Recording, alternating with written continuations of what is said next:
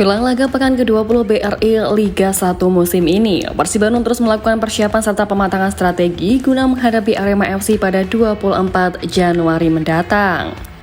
Saat menjalani latihan, pemain Persib Bandung yakni Rahmat Irianto dan David Da Silva belum bisa ikut karena masih mengalami cedera pasca kekalahan atas Dewa United. Ya, pelatih Persib Bandung Bojan Hodak mengatakan bahwa sisi latihan kali ini lebih menekankan latihan fisik dan teknis agar memastikan pemain dalam kondisi siap. Ini katakanlah latihan pertama dalam minggu ini setelah pemulihan setelah pertandingan.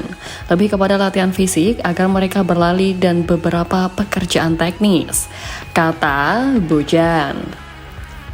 Pelatih asal Kroasia itu juga mengungkapkan bahwa pemain sudah melihat analisa taktikal terkait strategi dan juga pemain Arema FC.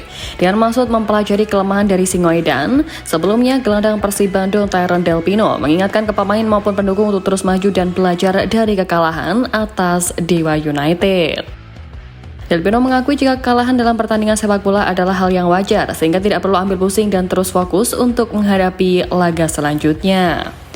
Walaupun sudah memasuki paruh kedua ini, Delpino menyatakan bahwa timnya mulai melakukan persiapan menghadapi Arema FC dalam laga tandang pada 24 Januari nanti.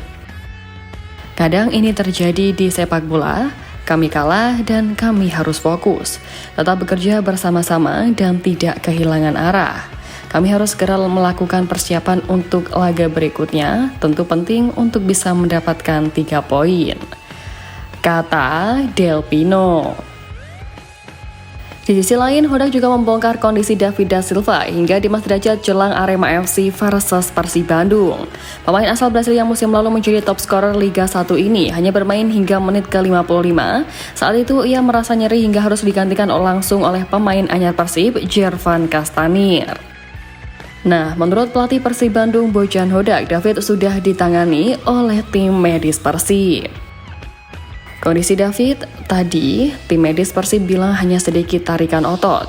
Grade 1 berarti sekitar 7 hari pemulihan, kata Bojan setelah melihat anak asuhnya di Stadion Gelora Bandung Lautan Api Senin 20 Januari. Sedangkan menurut Bojan, Dimas Derajat punya masalah di ankle sehingga 50-50 apakah ia sudah bisa bermain untuk pertandingan selanjutnya atau tidak. Kita akan lihat seberapa cepat dia pulih. Dimas sedikit tidak beruntung tahun ini, kemudian ketika dia mulai bermain, dia kembali mengalami cedera ankle lagi, ucapnya. Di laga-laga sebelumnya, saat kedua bomber ini harus absen, posisinya ada kala diisi oleh Tyron Delpino dan juga ada kalanya diisi oleh Ciro Alves. Namun kini ada pemain anyar bernomor 8 yang saat David cedera, yang menempati posisi tersebut yakni Djervan Castanir.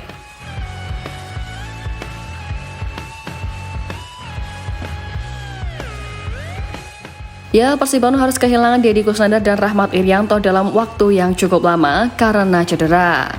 Tentu di tengah situasi terdesak ini, Ahmad Agung menjadi pilihan tepat. Pelatih Persib Bandung Bojan Hodak tak mengelak alasannya merekrut Ahmad Agung di putaran kedua Liga 1 ini akibat Deddy Kusnandar dan Irianto yang mengalami cedera hingga harus absen panjang untuk pemulihan. Agung ada di posisi itu, gelandang bertahan atau stopper. Karena ketika kami kehilangan Deddy, masih ada Irianto yang bisa mengisinya, Robi juga bisa, ujar Bojan. Namun di laga awal putaran kedua saat Persib Bandung menghadapi PSBS Biak, Irianto mengalami cedera sehingga harus menepi lama dan juga melakukan operasi. Dan karena inilah, kata Bojan, tidak ada yang benar-benar posisinya gelandang bertahan selain Matteo Kocian. Kami tidak punya gelandang bertahan sejati, perebut bola sejati. Ketika Irianto cedera, kami butuh pemain tambahan. Itulah alasan kami membawa Agung, kata Bojan. Bojan mengaku kondisi Agung saat tiba di Bandung dan juga mengikuti latihan bersama Persib ada sedikit kelebihan berat badan sekitar 1 atau 2 kg. Bojan mengatakan kini Ahmad Agung terlihat sudah semakin baik dalam latihan, dan lebih lanjut Bojan Hodak menuturkan Ahmad Agung selain bisa mengisi posisi gelandang juga bisa bermain sebagai bek seperti saat bersamanya di PSM Makassar dahulu. Sehingga hal itulah menjadi salah satu pertimbangan Bojan Hodak mendatangkan Ahmad Agung pada putaran kedua di kompetisi BRI Liga 1 ini. Ahmad Agung bisa bermain di dua posisi itu, mampu bermain sebagai gelandang bertahan dan saat bersama saya di Makassar, dia beberapa kali bermain menjadi stopper.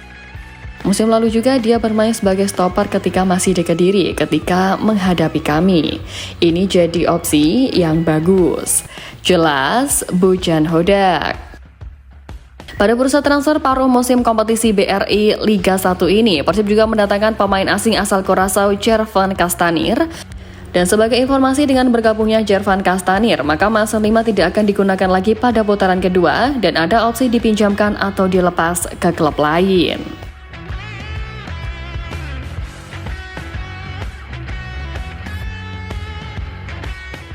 Nah, di tengah persiapan Persib menghadapi Arema FC pada Jumat mendatang, pihak MAUK Bandung berikan klarifikasi atas insiden rasisme yang menimpa pemain Dewa United, Alta Bala.